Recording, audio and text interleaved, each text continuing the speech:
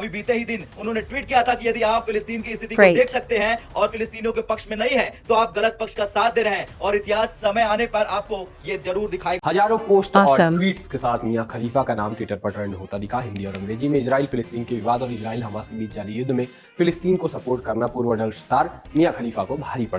मियां खलीफा ने हमास की सपोर्ट का ऐलान किया तो उससे इसराइल के सपोर्टर्स की चीखें निकल गई और आगे चलकर आपको वीडियो में भारतीय साफियों की जुबानी सुनाएंगे कि मियां खलीफा के इन ट्वीट्स पर अब वो किस तरह की रिपोर्टिंग कर रहे हैं। इसके अलावा हमास की सपोर्ट की वजह से उन्हें कौन कौन से नुकसान भी बर्दाश्त करने पड़े, ये सारी कहानी आइए आपको भारतीय साफी की जुबानी सुनाते हैं।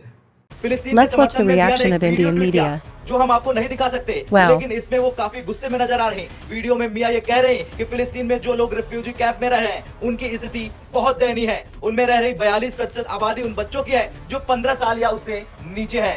इसके Great. अलावा भी मियां ने अपने वीडियो में कई बातें कही और कहा कि फिलिस्तीन का इतिहास लाखों साल पुराना है, बावजूद इसके हम उसका नरसंहार देख रहे हैं Awesome. और इस पर कोई कुछ नहीं बोल रहा। ध्यान रहे, तीन को मुद्दा बनाकर माइक्रो ब्लॉगिंग वेबसाइट एक्स पर लिख रहे हैं कि अगर आप फिलिस्तीन की स्थिति को देख सकते हैं और फिलिस्तीनियों की ओर नहीं हो सकते तो आप भेदभाव करने वाले राज की ओर से गलत साइड पर हैं और वक्त के साथ इतिहास आपको ये बात साबित भी करके दिखाएगा।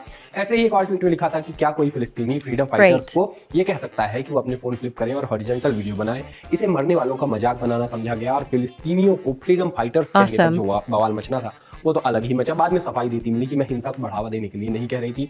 आगे फिर वही बात कि फ्रीडम फाइटर इसलिए कह रही हूँ क्योंकि वो वही है, हर दिन आजादी के लिए लड़ रहे हैं, ऐसा इन्होंने लिखा। बातें रेड लाइट हॉलैंड कंपनी तक पहुंची। अमेरिका और यूरोप में अपने प्रोडक्ट बेचने वाली इस कंपनी ने मियां खलीफा से अपने करार को खत्म कर दिया। इस पर मियां खलीफा खुद को बड़ा बताने का दावा करते हुए उनको गरियाते पूछते हुए भविष्य में उनके पास इन्वेस्टमेंट की भीख न मांगने आने को कहती हुई भी नजर आई। वहीं प्लेबॉय की अपने क्रिएटर्स को मेल पर भेजी वो चिट्ठी भी खूब चली जिसमें मियां खलीफा के कंपनी से संबंध खत्म कर दिए जाने की बात कही गई थी। ये खबरें देखकर भारतीय सोशल मीडिया यूजर्स ने दो काम किए। अभी बीते ही दिन उन्होंने ट्वीट किया था कि यदि आप फिलिस्तीन की स्थिति को देख सकते हैं और फिलिस्तीनियों के पक्ष में नहीं है तो आप गलत पक्ष का साथ दे रहे हैं और इतिहास समय आने पर आपको ये जरूर दिखाएगा। Great. मियां के इस ट्वीट का सामने आना भर था। आलोचनाओं का दौर शुरू हो गया। यूजर्स उनसे सवाल करने लगे कि आखिर उनकी इंसानियत की ये बातें तब कहाँ थी जब हमास के आतंकी निर्दोष लोगों के साथ बर्बरता कर रहे थे। वहीं मियां से ये सवाल भी हो रहा कि क्या वास्तव में इस मामले पर उनका मत कोई महत्व रखता है। एक यूजर ने लिखा कि जिस दुनिया में मियां खलीफा जैसी सामाजिक कार्यकर्ता, मलाला यूसुफजई जैसे स्त्री रक्षक और रिहाना जैसी किसान हो तो उस दुनिया का भला सिर्फ प्रलय ही